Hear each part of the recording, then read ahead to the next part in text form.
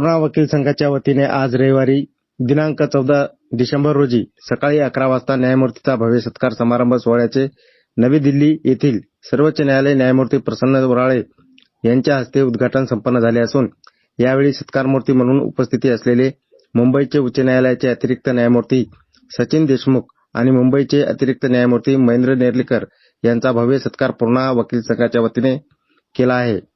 या कार्यक्रमाचे अध्यक्षस्थानी मुंबईचे उच्च न्यायालयाचे नागपूरचे प्रशासकीय न्यायमूर्ती खंडपीठाचे न्यायमूर्ती अनिल एस किलोर हे उपस्थित होते।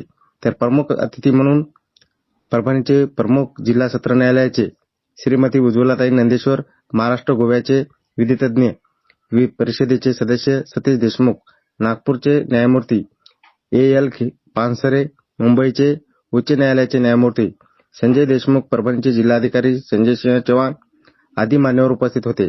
या सोहळ्याला यशस्वीतेसाठी पूर्णा वकील संघाचे अध्यक्ष ॲडव्होकेट सुरेश सूर्यवंशी, उपाध्यक्ष ॲडव्होकेट हिरानंद गायकवाड, ॲडव्होकेट प्रमोद खंदारे, सचिव advocate AB Shaikh, advocate Gajanan Jankar, advocate Vaijnath Lande, advocate S D Jamdade, advocate Siddhant Gaikwad यांनी परिश्रम घेतले।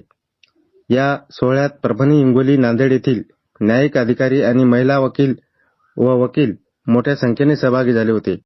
तेव्हा अशा पद्धतीने बाबासाहेबांच्या इतके वेगवेगळे पैलू आहेत, त्यांचं लिखाण इतकं प्रचंड आहे। त्यांच्याविषयी असं म्हटलं जातं की या जगात सर्वात जास्त लिखाण 2 माणसांवर झालेलं आहे। आता मला असं वाटतं की कदाचित हे जेव्हा लिहिलं गेलं त्यावेळी ती वस्तुस्थिती असेल, पण आज मी ठाम विश्वासाने आणि अभिमानाने म्हणेन, ज्यावेळी हे म्हटलं गेलं होतं त्यावेळी असं म्हटलं गेलं होतं की या जगात 2 व्यक्तींवर सगळ्यात जास्त पुस्तकं लिहिली गेली, ती म्हणजे नेपोलियन बोनापार्ट आणि दुसरं नंतरच्या काळातील महात्मा गांधी आणि तिसरे बाबासाहेब। पण मला असं वाटतं की आज या जगात सर्वाधिक जर काही साहित्य ज्यांच्या विचारावर, ज्यांच्या लिखाणावर, ज्यांच्या कार्यावर, ज्यांच्या कर्तृत्वावर झालं असेल ते बाबासाहेब असतील आणि त्यानंतर इतर नेत्यांच्यावरची पुस्तके।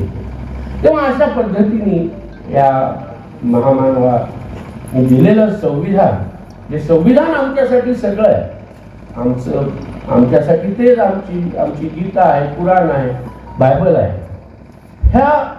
ह्या संविधानानुसार त्या संविधानाची तत्व जपत काम करणं हे ही न्यायाधीशांची जबाबदारी आहे। आणि त्या पद्धतीने जसं आम्हाला निर्वहन करता येईल तशा पद्धतीने आम्ही आमच्या जबाबदारीचे निर्वहन करण्याचा प्रयत्न करतो। कितपत यशस्वी होतो तुमच्यासाठी तुम्ही त्याचे मूल्यमापन करू शकता विधिज्ञ म्हणून, पण आमचा प्रयत्न नेहमी हाच असतो।